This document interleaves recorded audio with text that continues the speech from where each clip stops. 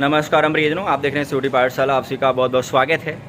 काशी विश्वविद्यालय का ये कंट्रोलर ऑफ एग्जामिनेशन है, जहां से आपका पूरा बीएचयू यूजी का काउंसलिंग प्रक्रिया जो है वो कार्यान्वित हो रहा है।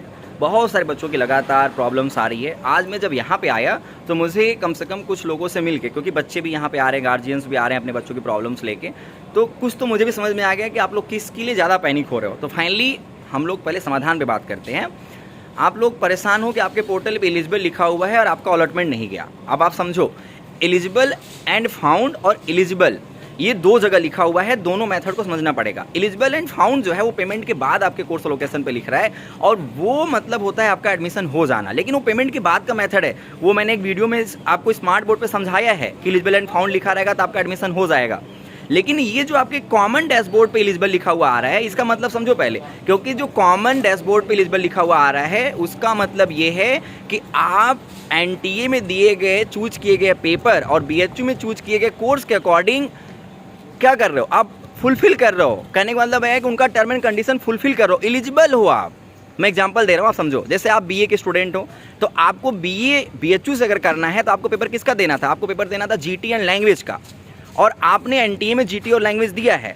तो इसका मतलब ये है कि आप पर्टिकुलर उस कोर्स के लिए एलिजिबल हो, तो इसलिए वहाँ पे एलिजिबल लिखा हुआ है।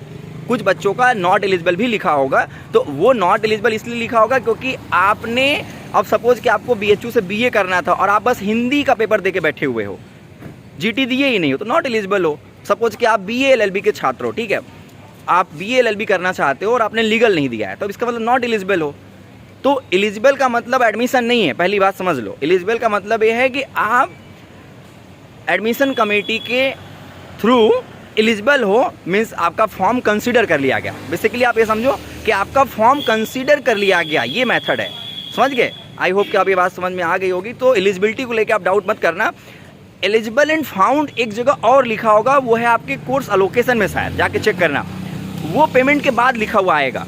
वो जो एलिजिबल एंड फाउंड लिख रहा है वहाँ पे मतलब होता है कि आपका एडमिशन कंफर्म होने जा रहा है, क्योंकि आपने पेमेंट किया है, आपने कमिटमेंट फी पेमेंट किया है। ठीक है, अब मैं आपको एक डाउट क्लियर करूँगा आपका कोर्स चेंज को लेके और कोर्स लॉकिंग को लेके, जो कि वीडियोज़ आ रहे हैं, आप उसको देख लेना। और बाकी जो समस्याएं कमेंट करो, उस पर मैं आपका समाधान कर दूंगा। सोशल मीडिया पर जाके पूछ लो, ठीक है। मुस्कुराते रहो, बहुत सारी शुभकामनाएं। सभी लोग चैनल को सब्सक्राइब कर ले, बेल आइकन को प्रेस कर ले, मुस्कुराते रहें, ठीक है। ओके, हर हर महादेव।